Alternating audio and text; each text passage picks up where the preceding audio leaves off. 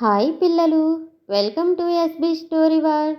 ఈరోజు మనం చూడబోయే కథ గుడ్లగూబ అండ్ తెలివైన పిల్లి. ఇక మరెందుకు ఆలస్యం, కథలోకి వెళ్ళిపోదామా? ఒక చిన్న గుడ్లగూబ ఒక పెద్ద అడవిలో ఉండేది. దాని పేరు బుడుగు. బుడుగు చాలా సరదాగా ఉండేది. అది తన తల్లిదండ్రుల మాటలు వినేది. ఒకరోజు రాత్రి గాలిలో ఆడుకుంటూ ఉండగా అనుకోకుండా తన ఇంటి దారి తప్పింది. ఇప్పుడు ఏం చెయ్యాలి అని భయపడిపోయింది. ఆ తర్వాత కొద్దిసేపు ఆలోచించింది. అంతా చీకటిగా ఉంది, దారి కనబడటం లేదు. అప్పుడే అక్కడికి ఓ తెలివైన పిల్లి అక్కడికి వచ్చింది.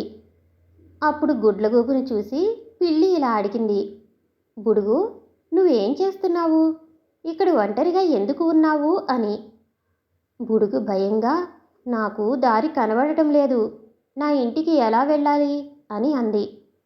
పిల్లి చిరునవ్వు నవ్వి, నిన్ను సురక్షితంగా నీ ఇంటికి తీసుకెళ్తా, కానీ నువ్వు ఒక చిన్న పని చేయాలి అని చెప్పింది.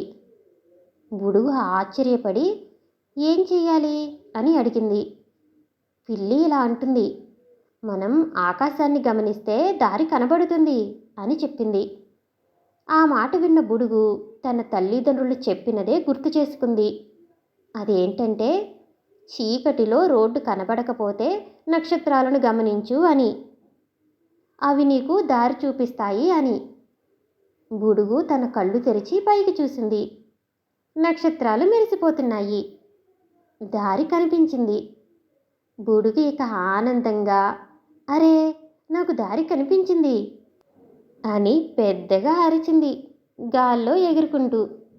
ఇక పిల్లికి ధన్యవాదాలు చెప్పి సురక్షితంగా తన ఇంటికి చేరుకుంది, తన తల్లిదండ్రుల దగ్గరికి. పిల్లలు, ఈ కథ వల్ల మనం ఏం తెలుసుకున్నాం? బుద్ధి మనలోనే ఉంటుంది, మనం దాన్ని ఉపయోగించుకోవాలి. తల్లిదండ్రుల మాటలు వినటం చాలా ఉపయోగకరం. సమస్యల పరిష్కారం మన చుట్టూనే ఉంటుంది, ఆలోచించి చూడాలి.